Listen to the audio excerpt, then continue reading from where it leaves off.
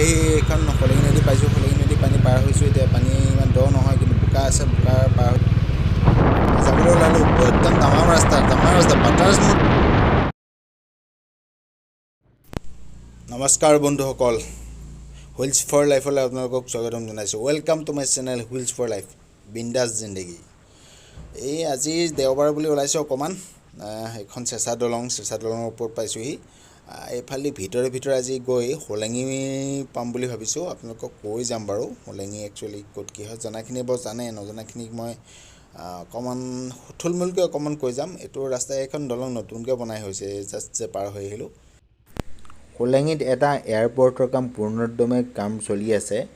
এয়াৰপৰ্টটো ডাঙৰ হ'ব, অৰুণাচলৰ মাটিত হ'ব, আৰু শুনামতে এই বছৰৰ আগষ্টতে ইয়াৰ উদ্বোধন কৰা হ'ব। চ' ভাল খবৰ, সকলোৰে বাবে এটা ভাল খবৰ। ব্যৱসায় বাণিজ্যৰ পৰা ধৰি সকলোৰে বাবে ভাল খবৰ। মানে যাতায়াত ব্যৱস্থাটো যথেষ্ট উন্নত হৈছে এতিয়া লাহে লাহে। ধূলি বালি অতিক্ৰম কৰি খালে বামে অলপ দূৰ আহি এখন হোলেঙি নদী পালোঁহি। হোলেঙি নদী মানে এখন এতিয়া নদীয়েদি যাব লাগিব। দলঙৰ অৱস্থিতি এইখিনি নাই। এতিয়া নদী পাৰ হৈ যাব লাগিব। আগত ডাম্পাৰ এখন গৈ আছে, তুলি মাৰিব নেকি ৰাইটত। এই নাহিবি মই পাৰ হৈ লওঁ দে।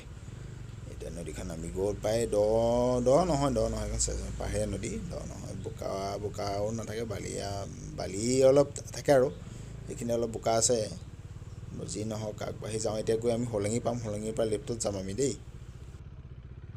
এই 4 লেনটো পাওঁ এতিয়া। এই চেণ্টাৰটো পালোঁহি। এইখিনিতে চাৰিআলিটোতে মই লেফ্টত গুচি যাম। সোঁফালে ইটানগৰৰ ৰাস্তা দেই, সোঁফালে ইটানগৰ ৰাস্তা। অলপ আগতে চেক গেট আছে, এখন গেট। ইয়াৰ আগতে চেক গেট আছে। মই এতিয়া বাওঁফালে ঘূৰিম। 4 লেনটো কমপ্লিট হৈ গ'ল, অলপ বাকী আছিলে। এইটো 4 লেনটো কমপ্লিট হৈ গৈছে এতিয়া। এতিয়া মই ষ্ট্ৰেইট যাম। আজি ডমিনাৰ 400ৰ প্ৰতিটো গিয়াৰতে RPM চেক কৰিম। প্ৰতিটো গিয়াৰতে ৰেড লিমিট জ্বলিলে দেখিব, ৰেড লাইট জ্বলিলে দেখিব যে তাৰ লিমিট হৈছে। So' gear time to shift gear. So' এতিয়া চাই যাওকচোন বাৰু, চাই যাব কোনটো গিয়াৰত কেতিয়া ৰেড লাইটটো জ্বলে। তেতিয়া গম পাম ন যে গিয়াৰ চেঞ্জ কৰিব লাগে। একচুৱেলি সেইটোলৈকে মেক্সিমাম লিমিট হয়, তাৰ ওপৰত চলাটো ৰিকমেণ্ড কৰা নহয় কোম্পানীৰ ফালৰ পৰা। চ' এতিয়া সেইখিনি চেক কৰিম। তাৰপিছত আকৌ পুনৰ ৰাস্তাত দেখাম আপোনালোকক। চাই যাওক।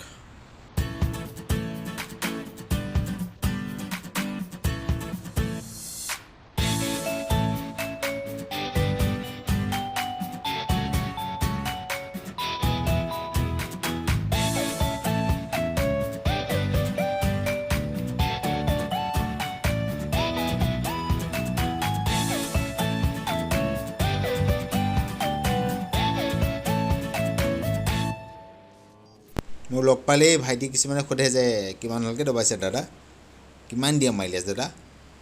এতিয়া আপোনালোকক কি ক'ম, কিমান দিয়ে মানে চলোৱাৰ ওপৰত ডিপেণ্ড কৰে। এতিয়া যদি মই যোনটো দেখি আছে যিমানত চলাই আছোঁ, মাইলেজ নাপায়। এইটো 100% শুদ্ধ কথা, ইয়াত মাইলেজ নাপায়। যদি মাইলেজ বিচাৰিবলৈ হয় আপুনি 1890 চলাব লাগিব। যদি এক্সাইটমেণ্ট এডভেঞ্চাৰ বিচাৰে তেতিয়াহ'লে আপুনি 100ৰ ওপৰত চলাওক। কিন্তু প্ৰটেক্টিভ গিয়াৰ, মই বাৰে কৈছোঁ প্ৰটেক্টিভ গিয়াৰ ল'ব। আৰু যদি আপোনাৰ কণ্ট্ৰল নাই তেতিয়াহ'লে স্পীডত নচলাব দেই। স্পীড চলোৱা মানে ৰাস্তাৰ চাই স্পীডত চলাব, মানে এইটো জনা কথা আৰু। ৰাস্তাটো চিনি হওক, এইটো ষ্ট্ৰেইট গুচি গ'ল গহপুৰ ৰাস্তা। এইটো ৰাইটত আমি যাম। ৰাইটত গৈ পেলাই আমি একচুৱেলি আমাৰ অভাৰব্ৰিজখনৰ ওপৰলৈ উঠিমগৈ। এইটো পেৰেলেলি আৰু এটা ৰাস্তা আহিছে এইফালৰ পৰা, দেখিছে এইটো ওলাই অহা ৰাস্তাটো। এইটো লখিমপুৰ যায়গৈ। মই লখিমপুৰ ফালৰ পৰা আহি সোমাইছোঁহি, চৰি। এতিয়া এইটো ৰাস্তা দি গৈ মই আকৌ সেই ৰাস্তাটোতে উঠিমগৈ। এইটো টাৰ্ণিং আছে, কাৰ্ভ এটা আছে। এই কাৰ্ভটোদি গৈ মই এতিয়া এই মেইন ৰাস্তাত লাগি বিলীন হ'মগৈ এতিয়া দেই। মেইন ৰাস্তাত বিলীন হ'ম। এই টাৰ্ণিংটো লৈয়ে মই এতিয়া পাম চাগে। এইটো টাৰ্ণিং পাই গ'লোঁ। এইটো দেখিলে মেইন ৰোডত উঠি গ'লোহি। এতিয়া আগত যোনটো সোমাই যোৱা ৰাস্তা, এইটো চাবচোন দেই। সোমাই যোৱা ৰাস্তা চাবে দেই। গ্ৰীণ চাইনবোৰ্ডখন দেখিছেনে ব্ৰিজখনৰ এইটো মূৰত? গ্ৰীণ চাইনবোৰ্ডখনতে লেফ্টত দেখুৱাই থৈছে, দেখিছেনে? লেফ্টত, এয়া লেফ্টত যদি সোমাই যাওঁ, এইখন ট্ৰাকখন যে গৈ আছে দেখিছে, এইখিনিতে ভাগ হৈ গুচি গ'ল। এইটো লখিমপুৰ ৰাস্তাটো লখিমপুৰ গুচি গ'ল। এইটো ষ্ট্ৰেইট ইটানগৰ ৰাস্তা। আহক, বহুত ঘূৰিলোঁ। এতিয়া RPM চেকৰ টাইম আহিছে।